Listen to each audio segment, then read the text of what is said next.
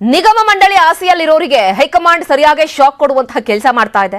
ಹಿರಿಯರ ಆಶೀರ್ವಾದ ಇದ್ರೆ ನಮ್ಗೆಲ್ಲ ಸಿಕ್ಬಿಡತ್ತೆ, ಒಳ್ಳೊಳ್ಳೆ ಸ್ಥಾನಗಳು ಸಿಗತ್ತೆ ಅಂತ ಯಾರೆಲ್ಲ ಅಂದ್ಕೊಂಡಿದ್ರು. ಸೊ ಅಂತವ್ರಿಗೆಲ್ರಿಗೂ ಕೂಡ ಹೈಕಮಾಂಡ್ ನಿಂದ ಒಂದ್ ರೀತಿ ಶಾಕಿಂಗ್ ವಿಚಾರ. ಹಿರಿಯರ ಆಶೀರ್ವಾದ ಇದ್ರಷ್ಟೇ ನಿಮಗೆ ಪಟ್ಟ ಸಿಗಲ್ಲ. ಆಕಾಂಕ್ಷಿಗಳು ಒಂದು ಫಾರ್ಮ್ ಅನ್ನ ತುಂಬಿಕೊಡಬೇಕು. ನಿಮಗೆ ಬೇಕಾ ಈ ಸ್ಥಾನ, ಸೊ ಅದಕ್ಕೊಂದು ಫಾರ್ಮ್ ಅನ್ನ ಫಿಲ್ ಮಾಡಬೇಕಾಗತ್ತೆ. ಆ ತುಂಬಿದ ಫಾರ್ಮ್ ಅನ್ನ ಕೆಪಿಸಿಸಿ ಕಚೇರಿ ಕೊಡಬೇಕಾಗತ್ತೆ.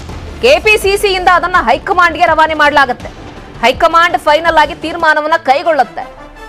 ಇದೊಂದು ರೀತಿ ಎಕ್ಸಾಮ್ ಬರೆಯೋ ರೀತಿಯಲ್ಲಾಗಿದೆ. ನಿಗಮ ಮಂಡಳಿಗಳ ಆಸೆ ವಿಚಾರಕ್ಕೆ ಸಂಬಂಧಪಟ್ಟ ಹಾಗೆ ಒಂದು ರೀತಿ ಶಾಸಕರಿಗೆ ಹೈಕಮಾಂಡ್ ನಿಂದ ಶಾಕಿಂಗ್ ವಿಚಾರ ಇದು. ಬನ್ನಿ ಬಗ್ಗೆ ಮತ್ತಷ್ಟು ಮಾಹಿತಿಯನ್ನು ಕೊಡ್ತಾರೆ ನಮ್ಮ ಪ್ರತಿನಿಧಿ ಶಿವಪ್ರಸಾದ್ ಜಾಯ್ನ್ ಆಗ್ತಾ ಇದ್ದಾರೆ. ಶಿವಪ್ರಸಾದ್, ಇಷ್ಟು ದಿನಗಳ ಕಾಲ ನಮಗೆ ಹಿರಿಯರ ಆಶೀರ್ವಾದ ಇದು ಬಿಟ್ರೆ, ನಾವೊಬ್ರು ಹಿರಿಯರಾಗ್ಬಿಟ್ರೆ ನಮ್ಗೆಲ್ಲ ಕೂಡ ಸಿಗುತ್ತೆ ಸ್ಥಾನಮಾನಗಳು ಅನ್ನೋ ಲೆಕ್ಕಾಚಾರದಲ್ಲಿ ಇದ್ದಂತವರಿಗೆ ಹೈಕಮಾಂಡ್ ಯಾವ ರೀತಿಯಾದಂತಹ ಒಂದು ಟಾಸ್ಕ್ ಕೊಟ್ಟಿದೆ?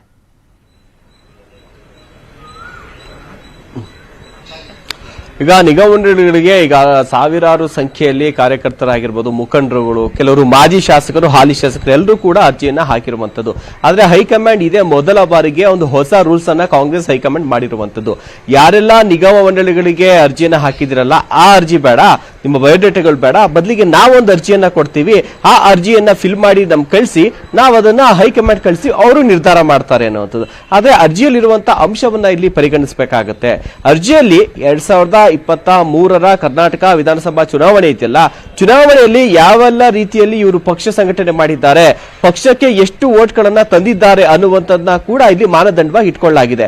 ಈಗ ಸಪೋಸ್ ನಾನೇನಾದ್ರು ಅರ್ಜಿಯನ್ನ ಹಾಕಿದ್ದೀನಿ ಅಂತಂದ್ರೆ ನಿಗಮ ಮಂಡಳಿಗೆ, ಅಲ್ಲಿ ನಾನು ಎಲ್ಲಿ ವೋಟ್ ಅನ್ನ ಹಾಕಿದ್ದೀನಲ್ಲ ಬೂತ್, ಆ ಬೂತಿನ ವಿವರವನ್ನ ನಾನು ಕೊಡಬೇಕು. ಸೊ ಆ ಬೂತಿನ ಅಂದ್ರೆ ಅರ್ಜಿ ಹಾಕುವಂತಹ ಆಕಾಂಕ್ಷಿ ಯಾವ ಒಂದು ಬೂತ್ ನಲ್ಲಿ ಆತ ವೋಟ್ ಹಾಕಿದ್ದಾನೆ, ಎಲ್ಲಿ ಆತನ ವೋಟ್ ಇದೆಯಲ್ಲ ಆ ಒಂದು ಬೂತ್ ನಲ್ಲಿ 2023 ಚುನಾವಣೆಯಲ್ಲಿ ಎಷ್ಟು ವೋಟ್ಗಳು ಬಿದ್ದಿದೆ, ಕಾಂಗ್ರೆಸ್ಗೆ ಎಷ್ಟು, ಬಿಜೆಪಿಗೆ ಎಷ್ಟು, ಜೆಡಿಎಸ್ಗೆ ಎಷ್ಟು, ಇತರ ಪಕ್ಷಗಳಿಗೆ ಎಷ್ಟು ಅನ್ನುವಂಥದ್ನ ಅಲ್ಲಿ ಮೆನ್ಷನ್ ಮಾಡಿ ಕೊಡಬೇಕು. ಸೊ ಅಲ್ಲಿ ಕಾಂಗ್ರೆಸ್ಗೆ ಅತಿ ಹೆಚ್ಚು ವೋಟ್ ಬಿದ್ದಿತ್ತು ಅಂತಂದ್ರೆ ಆ ಒಂದು ಕಾರ್ಯಕರ್ತ ಆಗಿರ್ಬೋದು, ಮುಖಂಡ ಆಗಿರ್ಬೋದು, ಪಕ್ಷ ಸಂಘಟನೆಯನ್ನ ಮಾಡಿದ್ದಾನೆ, ಹೆಚ್ಚು ಮತಗಳು ನಮ್ಮ ಪಕ್ಷಕ್ಕೆ ಬಿದ್ದಿವೆ, ಸೊ ಅಲ್ಲಿ ನಮ್ಮ ಒಂದು ಶಾಸಕರು ಗೆಲ್ಲೋದಕ್ಕೆ ಇವರು ಪ್ರಮುಖ ಕಾರಣರಾಗಿದ್ದಾರೆ ಅಂತ ಅವರ ಒಂದು ಸೇವೆಯನ್ನ, ಪಕ್ಷ ಸಂಘಟನೆಯನ್ನ ಗುರುತಿಸಿ ಅವರಿಗೆ ನಿಗಮ ಮಂಡಳಿಯ ಸ್ಥಾನವನ್ನ ಕೊಡುವಂತಹ ಒಂದು ಸಾಧ್ಯತೆಗಳು ಹೆಚ್ಚಾಗಿದೆ. ಸೊ ಈ ನಿಟ್ಟಿನಲ್ಲಿ ಈ ರೀತಿಯಾದಂತಹ ಒಂದು ಹೊಸ ರೂಲ್ಸ್ ಅನ್ನ ಮಾಡಿದ್ದಾರೆ.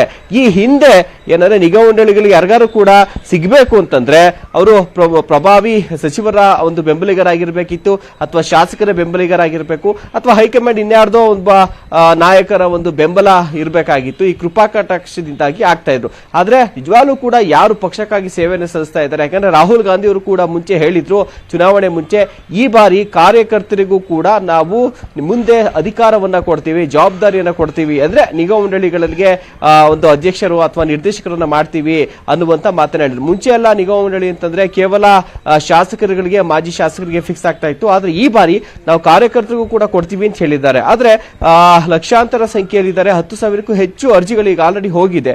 ಸೊ ಇದ್ರನ್ನ ಮಾನಿಟರ್ ಮಾಡಬೇಕು, ಫಿಲ್ಟರ್ ಮಾಡಬೇಕು ಅಂತಂದ್ರೆ ಈ ರೀತಿಯಾದಂತಹ ಒಂದು ಮಾನದಂಡವನ್ನ ಉಪಯೋಗಿಸಿದ್ರೆ ನಮಗೆ ಫಿಲ್ಟರ್ ಮಾಡೋದಕ್ಕೂ ಕೂಡ ಈಸಿ ಆಗುತ್ತೆ. ಅದರ ಜೊತೆಗೆ ಯಾರು ನಿಷ್ಠಾವಂತರಾಗಿ ಪಕ್ಷ ಸಂಘಟನೆಯನ್ನು ಮಾಡಿದಾರಲ್ಲ, ಸೊ ಅಂತವರಿಗೆ ಈ ಒಂದು ಸೂಕ್ತ ಸ್ಥಾನಮಾನಗಳು ಸಿಗುತ್ತೆ ಅನ್ನುವಂತ ನಿಟ್ಟಿನಲ್ಲಿ ಕಾಂಗ್ರೆಸ್ ಹೈಕಮಾಂಡ್ ಈ ರೀತಿಯಾದಂತಹ ಒಂದು ಹೊಸ ಪ್ಲಾನ್ ಅನ್ನ ಮಾಡಿರುವಂತದ್ದು. Shrutiraj. Okay Shivaprasad, thank you ತಮ್ಮ ಲೈಕ್ ಅಪ್ಡೇಟ್ಸ್ಗೆ.